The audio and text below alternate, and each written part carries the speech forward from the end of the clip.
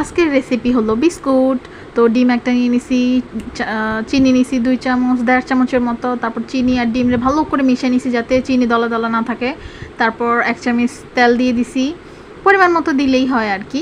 তো সব কিছুকে একসাথে মিলাই নিয়ে তারপর এখানে দিছি বেকিং পাউডার কয়টা। তারপর এখানে আটা দিছি। আটা মানে যতটুক পর্যন্ত ডিম মানে একটা আটার ডো হয়ে না যায় ততক্ষণ পর্যন্ত আর কি আটা দিতে হবে। এটার কোনো নির্দিষ্ট পরিমাণ নেই, যতক্ষণ না এই যে মিডিয়াম এই যে আটা যেভাবে গোলায় সেরকম না হয়।